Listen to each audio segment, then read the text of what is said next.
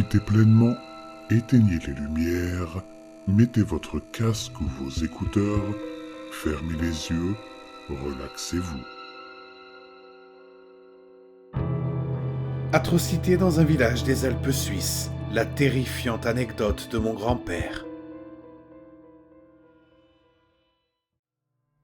Mon grand-père était un fantassin britannique pendant la Seconde Guerre mondiale.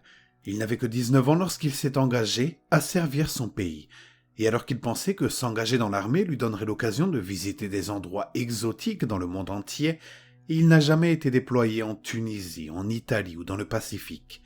Mais il s'est retrouvé pratiquement dans son propre jardin, en Suisse. Ce n'est qu'une information historique, mais il est important de la comprendre avant d'écouter la suite de cette histoire. La Suisse a fait de son mieux pour conserver son statut de neutralité tout au long de la Seconde Guerre mondiale. Mais malgré ses tentatives de neutralité, la Suisse était toujours très convoitée par les puissances alliées et les puissances de l'Axe. Lorsque les nazis ont commencé à commettre des actes d'agression contre la Suisse, l'Angleterre a fourni des renforts à l'armée suisse. Cependant, afin d'éviter une guerre ouverte à l'intérieur de ses frontières, le gouvernement suisse a ordonné à son armée, et donc aux renforts britanniques, d'effectuer une série de retraites tactiques dans les Alpes. C'est ainsi que mon grand-père s'est retrouvé dans un village isolé des Alpes suisses. Au début de l'hiver 1943, la compagnie de mon grand-père était stationnée dans un village isolé d'environ 500 personnes. L'un des avantages de ce lieu était qu'il était vraiment difficile d'accès, et qu'il y avait donc peu de chances qu'il soit spontanément envahi par l'Allemagne nazie. Mais c'était aussi un inconvénient, car cela rendait la communication avec le reste de l'armée suisse très difficile. Le problème des communications s'est encore aggravé lorsqu'au début du mois de décembre, une série de blizzards a balayé la région et a complètement détruit les quelques lignes de communication dont il disposait au départ. Ainsi, essentiellement piégé dans ce village suisse isolé, sans pouvoir entrer en contact avec le reste de l'armée, le capitaine de mon grand-père a décidé qu'il valait mieux respecter les ordres permanents et continuer à défendre le village. Des semaines ont passé. Toutes les routes menant au monde extérieur étaient ensevelies sous une couche de neige épaisse de 2 à 3 mètres, et les lignes télégraphiques et téléphoniques étaient tout aussi inutilisables. L'hiver s'avançait. Les arbres étaient dépouillés de leurs feuilles et les troncs dénudés dépassaient du flanc de la montagne comme des côtes cassées. Le village était niché entre 2 grandes montagnes et la lumière du soleil ne l'atteignait directement que quelques heures par jour, donnant aux soldats l'impression de vivre dans un état de crépuscule perpétuel. Un soir, mon grand-père était au bar du village avec quelques-uns de ses amis de la compagnie, et un groupe d'habitants s'est approché d'eux. L'un d'entre eux en particulier était visiblement bouleversé. Tous les Suisses de la ville ont grandi en parlant allemand, et aucun d'entre eux n'était habitué à la présence de Britanniques. Alors, l'un d'eux a commencé à crier dans un anglais approximatif. « Where you taking kids ?» Autrement dit, où emmenez-vous les enfants ? Heureusement, l'un des gars avec qui mon grand-père buvait parlait couramment l'allemand et a pu servir de traducteur improvisé. Après plusieurs minutes de confusion et de cris, le « traducteur » entre guillemets s'est tourné vers mon grand-père et le reste des soldats et a dit « Ils disent que certains enfants du village ont disparu. Ils veulent que nous fassions quelque chose. » Évidemment, l'armée britannique ne se comporte pas exactement comme une bande de mercenaires alloués.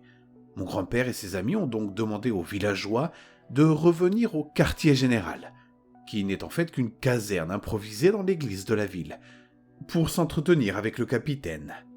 En raison de la barrière de la langue, la discussion des villageois avec le capitaine a duré environ 2 heures. Voici ce que le capitaine et son traducteur désigné ont réussi à comprendre. Quelques semaines après l'arrivée de la compagnie dans le village, les habitants ont remarqué une série d'incidents bizarres.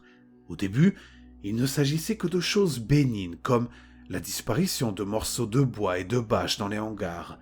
Mais au cours des 2 mois suivants, les gens se sont rendus compte que des objets de valeur étaient volés dans leur propre maison. Un homme a même affirmé que son héritage familial, une hallebarde de cérémonie fabriquée à la main, une sorte de hache de guerre suisse traditionnelle, avait disparu du manteau de sa cheminée. Le point culminant de tous ces incidents a été la disparition d'un enfant du village. Bien sûr, beaucoup ont supposé que la disparition de l'enfant, bien que tragique et déconcertante, pouvait être attribuée à quelque chose d'aussi simple que la chute du garçon dans une congère alors qu'il jouait dehors, ou qu'il avait peut-être été attaqué et tué par un loup ou un autre animal prédateur. Mais il n'y a pas eu qu'un seul enfant qui a disparu. Il y en a eu plusieurs. Le villageois qui est entré dans le bar et qui avait l'air particulièrement bouleversé, c'était le père de 2 jeunes garçons qui avaient disparu 2 jours auparavant. Il les avait cherchés partout, avait même rassemblé une troupe de villageois pour se joindre à l'effort, mais il n'avait pas trouvé le moindre indice sur ce qui était arrivé aux enfants. Le capitaine a déclaré aux villageois qu'il continuerait d'enquêter et qu'il commencerait à envoyer certains de ses hommes patrouiller les rues chaque nuit à la recherche de celui ou de celle qui est à l'origine de tous ces vols et enlèvements étranges. Plus tard dans la nuit, le soldat Réginald disparut de la caserne. La disparition d'enfants est une chose, mais celle d'un homme adulte, il semblait peu probable qu'un animal, même un loup, ait pu terrasser seul un homme adulte en bonne santé, un soldat qui plus est. Naturellement, des rumeurs ont commencé à circuler sur l'existence d'une sorte de monstre vivant dans les montagnes et descendant la nuit pour se repaître des habitants du village. Malgré les patrouilles nocturnes ordonnées par le capitaine, les disparitions continuent. Réginald est le seul adulte à avoir été victime de ce monstre. Les autres victimes étaient toutes des enfants âgés de 5 à 6 ans.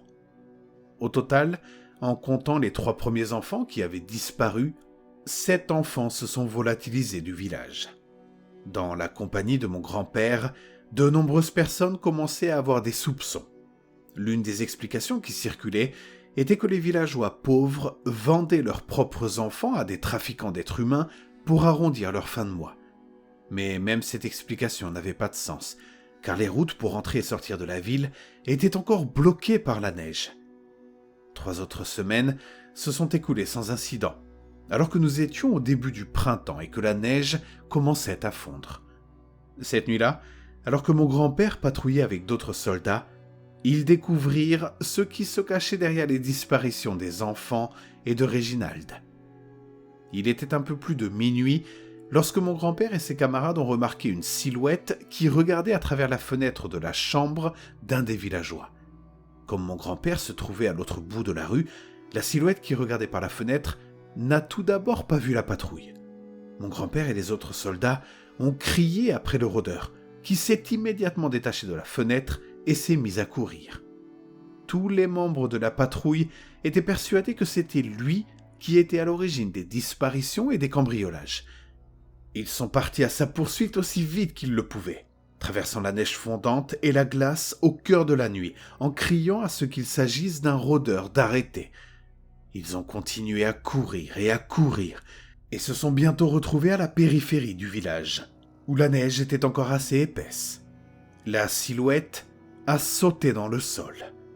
Au début, on aurait dit qu'elle s'était volatilisée, mais au fur et à mesure que la patrouille se rapprochait, elle s'est aperçue que le rôdeur venait de sauter dans une grotte creusée dans le flanc d'un amas de neige.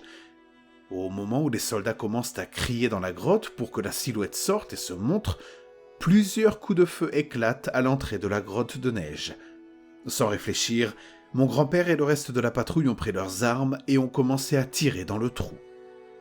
Silence total. Ils ont attendu pendant ce qui a semblé être des heures, mais qui n'était en fait que quelques minutes. Un membre incroyablement courageux de la patrouille s'est porté volontaire pour rentrer dans la grotte et enquêter. Il a sorti son pistolet, s'est agenouillé et a rampé dans la grotte. Quelques secondes plus tard, il est ressorti avec une expression horrifiée sur le visage. Mon grand-père sortit sa lampe de poche et la pointa dans la grotte, lorsqu'il vit l'explication macabre des étranges événements survenus dans le village. Le personnage qu'il poursuivait était le soldat Réginald, le soldat qui avait disparu quelques semaines auparavant.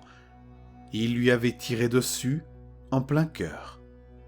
La grotte n'était pas seulement occupée par Réginald, mais aussi par les corps de 7 enfants partiellement dévorés.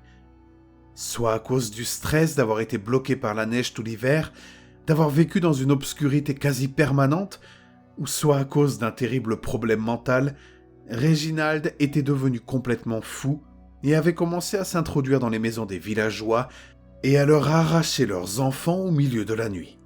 Il avait utilisé la hallebarde qui avait disparu pour démembrer les corps après avoir égorgé les enfants et les avoir cachés dans la grotte qu'il avait creusée dans la congère.